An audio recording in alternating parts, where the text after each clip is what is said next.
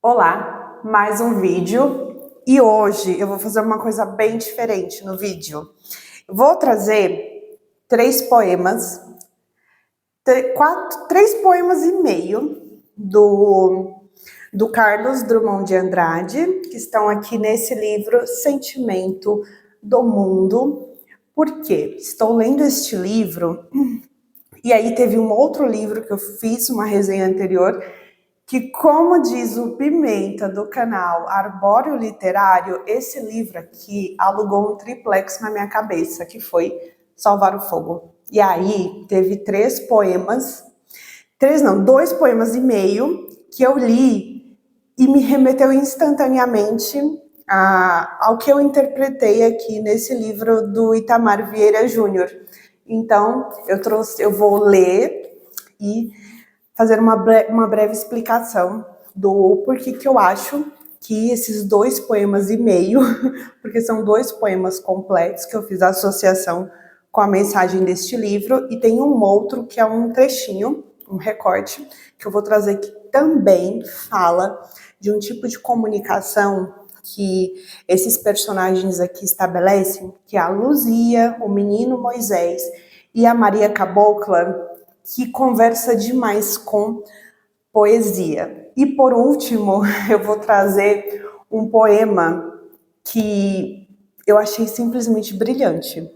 Quando eu li aqui, eu pensei, nossa, as definições de perfeição foram atualizadas, e o melhor, atualizadas com pouquíssimas palavras, com um requinte assim de sutileza, que eu fiquei passada. Então eu vou ler ao final. O primeiro poema eu vou ler, depois eu vou destrinchar.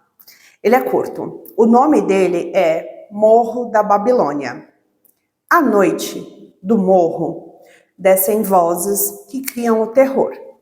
Terror urbano, 50% cinema, e o resto veio de Luanda ou se perdeu na língua geral. Quando houve revolução, os soldados se espalharam no morro. O quartel pegou fogo, eles não voltaram. Alguns chumbados morreram. O morro ficou mais encantado. Mas as vozes do morro não são propriamente lúgubres. Há mesmo um cavaquinho bem afinado, que domina os ruídos da pedra e da folhagem, e desce até nós, modesto e recreativo, como uma gentileza do morro.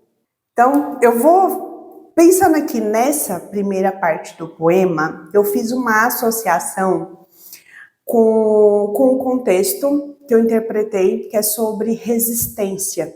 Essa primeira parte me remete a uma resistência associada a uma formação da identidade dos personagens aqui nesse livro, no sentido de se fazer resistência a partir do que Freud chamaria de sublimação. Então, é de construir uma narrativa para dar voz a uma cultura que não teve muitas oportunidades de contar a própria história e que foi contada pelos descendentes, né, a partir da miscigenação, aqui de Salvar o Fogo. O que me leva a inferir que jogamos com as cartas que as contingências, podem chamar de contingências de sorte, ou como diria Maquiavel, de fortuna. Jogamos com as cartas que as contingências nos deram. Logo, provavelmente não teremos todas as cartas que gostaríamos, mas dá para usarmos as que não queremos a fim de conseguirmos as que desejamos. Então, eu vou ler novamente só a primeira parte para vocês entenderem o link. À noite do morro descem vozes que criam terror, terror urbano, 50% cinema, aqui entra a parte que eu falei da sublimação, e o resto que veio de Luanda ou se perdeu na língua geral. Quando houve revolução, os soldados se espalharam no morro. O quartel pegou fogo, salvar o fogo, eles não voltaram. Alguns chumbados morreram. O morro ficou mais encantado. Aqui, quando ele fala no último, o morro ficou mais encantado, remete até uma parte mais mística, mais de sobrenatural, algo que foge até de uma compreensão um pouco mais cética, que é o meu olhar. Quando eu fiz o roteiro para esse livro, foi assim, o maior roteiro do canal, foi o roteiro que eu levei mais tempo para terminar. Eu acho que foi um dos melhores roteiros que eu fiz. No entanto, foi um dos roteiros mais complexos, me pareceu complexo, tentei ser didática, não sei nem se eu consegui, fiquei muito orgulhosa do roteiro. Só que aí depois eu fui pensar o porquê que tudo isso aconteceu. Aí eu pensei, nossa, deve ter sido uma catarse. E aí eu associei também com outro vídeo desse canal, do Arbóreo Literário. Inclusive é um dos melhores canais que eu já vi, que é focado aí no nicho de literatura. E ele tem um vídeo que ele fala sobre biblioterapia, que é quando leitores usam o livro como um complemento à terapia, para ajudar a digerir, elaborar algumas questões. Vou deixar o link abaixo desse canal do Arbóreo Literário, que ele fala sobre a biblioterapia, não conhecia, foi a primeira vez que eu ouvi falar. E vou deixar também esse short que ele falou dos livros que alugaram um triplex na cabeça dele. Eu pensei, nossa, esse aqui fez isso comigo. O último livro que tinha feito isso comigo foi uma das minhas leituras favoritas do ano passado, que foi Lobo da Estepe, mas foram sensações completamente distintas. Agora, a segunda parte desse poema eu vou reler, né? Mas as vozes do morro não são propriamente lúgubres, mas as vozes do morro não são propriamente lúgubres. Há mesmo um cavaquinho bem afinado que domina os ruídos da pedra e da folhagem e desce até nós, modesto e recreativo, como a gentileza do morro. Então, uma das coisas que esse poema me lembrou, a mensagem que eu entendi desse livro, é que o Itamar ele está nos lembrando que somos descendentes dos sobreviventes, ou seja, foram muitos forasteiros que invadiram. E aqui nesse ensaio, que é como se fosse uma recriação do Brasil colônia, e nisso não só muitos índios morreram, mas junto com eles costumes, hábitos, mitos, língua, etc. Então esse livro, eu achei, gente, uma coisa que eu gostei muito desse livro, eu achei ele tão audacioso. Eu achei muito bonito, uma audácia muito interessante. Que, tipo, no sentido de ser um ensaio sobre resgate, né? Que foi sofrendo ali um processo de apagamento histórico a partir da aculturação e da assimilação, que foram dois conceitos da sociologia que eu trouxe como pano de fundo, porque eles representam um resgate do contexto acadêmico do autor. Nessa proposta ousadíssima, o Itamar vai falar de forma simbólica sobre outros poucos forasteiros que salvaram alguns poucos nativos. E aí talvez esses índios salvos tiveram que abrir mão de muito em nome da sobrevivência. E aí essa segunda parte que eu acabei de ler do poema 1 do Oswald é que na minha percepção ele conversa com esse resgate a partir da arte, logo a partir do que Freud chamaria de sublimação. E para entender melhor essa questão de sublimação através da música, que está nesse poema, eu recomendo um filme chamado Pecadores. Então, esse poema, este livro e esse filme, eles têm muitos pontos em comum. Ou seja, são formas diferentes para falarem da mesma cena. E para falar no sentido de a história se repete, né? Então eu associei com esses dois jargões da sociologia.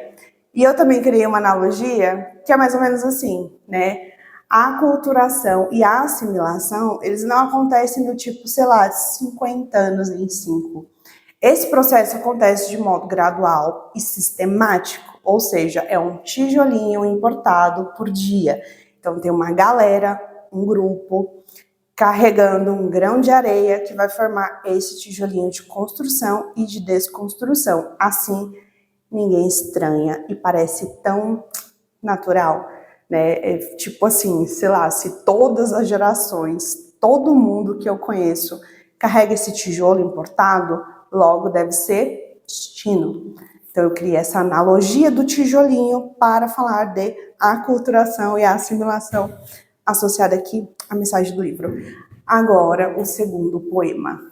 Então, esse aqui, esse poema aqui, olha isso aqui, me empolguei. O nome dele é Congresso Internacional do Medo. E aí eu vou usar esse poema para falar de um afeto que eu entendo que permeia essa narrativa. Logo, contamina os comportamentos das gerações, né? E logo, se contamina o comportamento de uma geração, tende a contaminar o comportamento e as atitudes e os modos de pensar dos descendentes. Então, esse poema realmente também me lembrou muito o principal afeto básico deste livro. E é assim: provisoriamente, não cantaremos o amor, que se refugiou mais abaixo dos subterrâneos. Cantaremos o medo, esteriliza os abraços.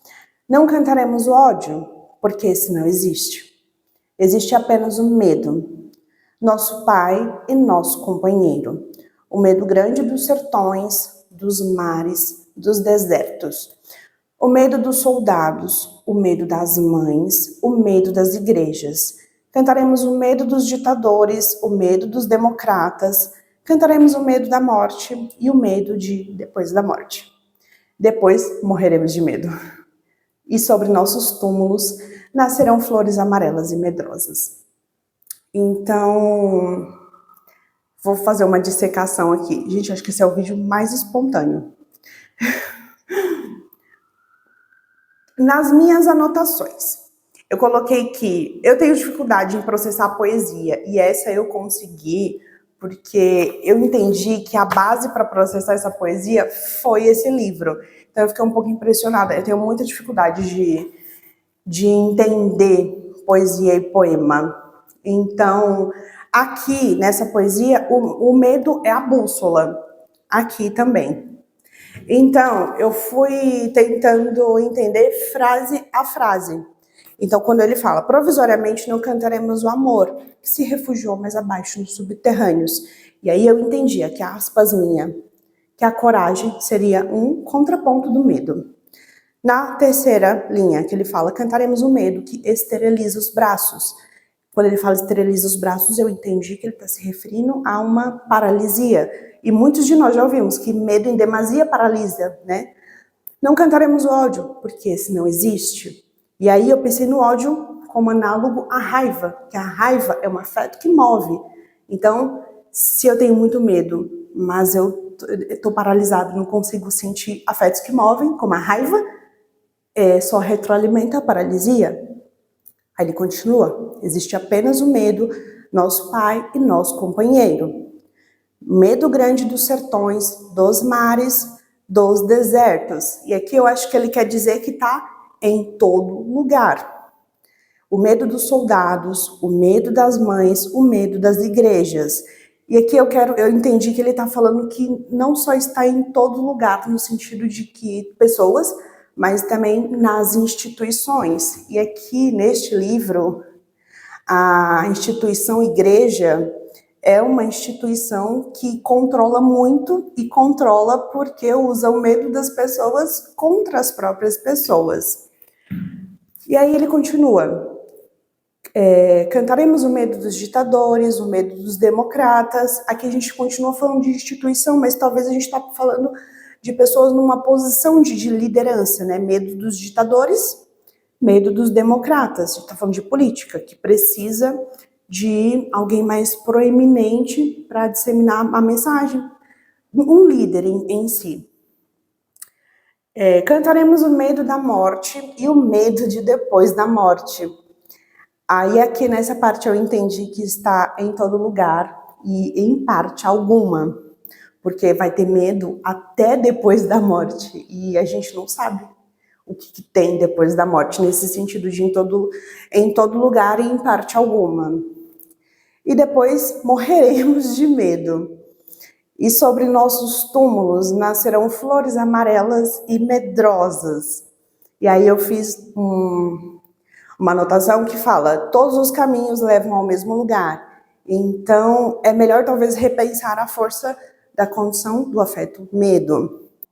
Então, pensando aqui, esse livro, como eu entendi que esse afeto permeia tanto a narrativa, que eu até fiz uma espécie de assim, como se fosse uma síntese de anatomia do medo, só que aqui dentro do contexto desses personagens, né? A gente pega, o medo é um afeto básico. Se a gente associa ele com um comportamento de exclusão, porque o que alçou a nossa espécie ao topo foi o gregarismo. Logo, se eu ameaço alguém de exclusão, então eu estou indo contra, eu estou pegando um traço instintivo e usando isso para excluir alguém, que é sinônimo realmente de morte. A gente pega também uma sensação de superioridade, e a sensação ela provém pelos órgãos dos sentidos. E a gente pega uma narrativa de controle. E o que a gente tem? Como se fosse uma anatomia. Eu consegui fazer isso lendo esse livro. A gente tem falsas profecias, a gente tem narrativas com conotação falaciosa. Então, aqui no livro, a Luzia é chamada de bruxa, de feiticeira, e aí, então, ou seja, as pessoas tentam a exilar ali. Então, é isso.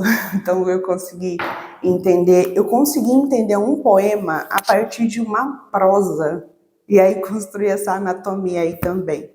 E aí, como complemento, para pensar nessa questão do afeto básico, medo, associado a uma narrativa de controle, um comportamento de exclusão e uma sensação de superioridade, eu indico fortemente uma série documental que assisti ontem na Netflix, que se chama A 13ª Emenda. E tem esse meio poeminha. Na verdade, ele é grande, só que eu não o lerei todo, tá? Eu lerei só esta parte aqui. É difícil explicar. Esse sofrimento seco, sem qualquer lágrima de amor. Sentimento de homens juntos, que se comunicam sem gesto e sem palavras se invadem, se aproximam, se compreendem e se calam sem orgulho. Então, como eu falei, eu fiquei muito impressionada com esse livro por vários motivos que eu falo lá no vídeo completo. Primeiro, achei um narrador confiável, que é o menino Moisés. Segundo, esse filme ele é dividido entre prólogo e tem mais 4 partes. Dentre essas 4 partes, 3 partes são contadas por personagens narradores diferentes. Então a gente vai ver a mesma cena pelos olhos de 3 pessoas, o que possibilita uma visão muito belíssima do contraste. Então, pelo contraste, a gente consegue enxergar melhor as pessoas. Não só o personagem no livro, mas na vida em geral. E eu nunca tinha tido a oportunidade de ver, de perceber esse movimento acontecendo. Então eu percebi e eu falei, eu achei incrível. O que eu quero dizer com esse último poema? Esse poema que eu destaquei, esse trecho do poema que eu destaquei. Porque os personagens, eles são diferentes. Pelo contraste a gente vê. Ao mesmo tempo em que eles se identificam um com o outro. Logo, eles vão ter algumas coisas dentro, traços de personalidade, que serão muito parecidos. Como se a gente visse ali os neurônios espelhos em ação. E um desses traços é o fato de se comunicarem pelo olhar, ou seja, se comunicam pelo silêncio. Eles se comunicam pelos gestos, pelo cuidado. Então, é isso que esse trecho aqui fala. E aí, eu até escrevi aqui, eu acho que afeto em demasia não tem contorno. Talvez por isso, muitas vezes, falte palavras. Porque talvez a gente não consiga abarcar o afeto o apreendendo por meio de palavras. Por último, eu quero ler o meu poema que eu achei favorito da vida. Eu achei perfeito. Eu nunca... enfim, gostei muito desse poema aqui. O nome dele é Bolero de Ravel. O título, não faço a menor ideia. O título eu não entendi. O poema garanto que sim, ele é curto. Ele fala: alma cativa e obcecada enrola-se infinitamente numa espiral de desejo e melancolia, infinita, infinitamente. As mãos não tocam jamais o aéreo objeto, esquiva a ondulação evanescente. Os olhos, magnetizados, escutam. E no círculo ardente, nossa vida para sempre está presa. Está presa. Os tambores abafam a morte do imperador. Eu achei incrível. Então, para finalizar, nossa, esse é o vídeo mais diferente que eu já fiz. Todos nós falamos de um lugar, a partir de um lugar que é base. Embora às vezes a bússola esteja embaçada, mas ela ainda guia. Então Aristóteles chama essa bússola de metafísica, a igreja de moral, Darwin de seleção natural, Freud chamaria de inconsciente, Jung de inconsciente coletivo, a física de Big Bang, e o Itamar chama de salvar o fogo. E é isso.